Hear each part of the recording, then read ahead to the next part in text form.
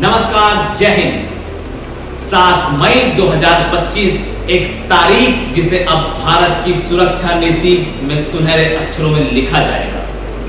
जब देश सो रहा था तब भारतीय वायुसेना ने पाकिस्तान के दिल में जाकर दहशतगर्दी के अड्डों को नेस्तनाबूद कर दिया।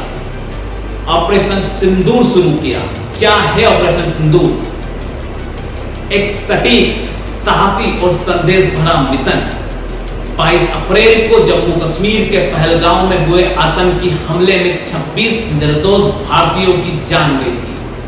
भारत ने इसका जवाब दिया, तेज, साफ और निर्णायक। यही है ऑपरेशन सिंदूर। 7 मई की सुबह 1:04 से 1:28 तक भारतीय वायुसेना के राफेल और सुखोई जेट्स ने पाकिस्तान अधिकृत कश्मीर और पाकिस्तान में 9 ठिकानों पर हवाई हमले किए। स्कैल्प और एएसएम जैसी अति आधुनिक मिसाइलों से 70 से ज्यादा आतंकियों को ढेर कर दिया।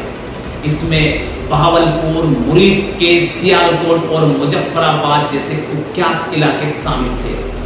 और खास बात यह रही कि सभी भारतीय पायलट सुरक्षित भारतीय सीमा में लौट आए। पाकिस्तान की प्रतिक्रिया और वैश्विक नजरिया क्या था इस ऑपरेशन सिंदूर पर?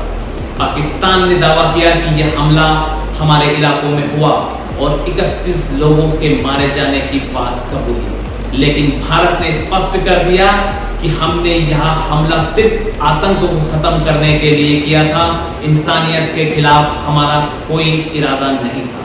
संयुक्त राष्ट्र अमेरिका और दुनिया के अन्य बड़े देश भारत के साथ खड़े नजर आए। शांति की अपील की गई। भारत को आत्मरक्षा का अधिकार भी स्वीकार किया गया। अब क्या होगा भारत का अगला कदम? लेकिन क्या यही अंत है?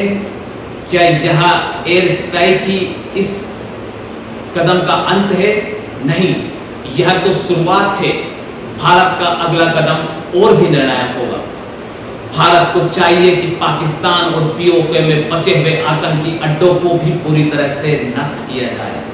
लश्कर-ए-तैयबा, हिजबुल मुजाहिदीन और जैसे मोहम्मद जैसे संगठनों के सभी आतंकियों को पूरी तरह से सफाया किया जाए।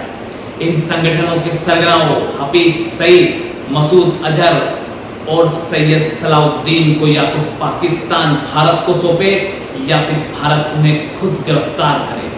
अंतर्राष्ट्रीय स्तर पर पाकिस्तान को एफएटीएफ की ब्लैक लिस्ट में डालने के लिए राजनीतिक दबाव बनाया जाए और देश की आंतरिक सुरक्षा को और अधिक मजबूत किया जाए ताकि कोई आतंकी भारत की धरती पर कदम न रखे। अगर इस बार पाकिस्तान को ऐसा ही छोड़ दिया तो फिर वो अपनी हरकतों से बाज नहीं आएगा और फिर भारत की पीठ पर छुरा घोंपेगा। ये लड़ाई सिर्फ बॉर्डर की नहीं है, ये लड़ाई विचारधारा की है। जब तक आखिरी आतंकी जिंदा है, भारत का मिशन जारी रहेगा। भारत अब बोलेगा नहीं, अब सीधे मारेगा। जय हिंद, जय भारत।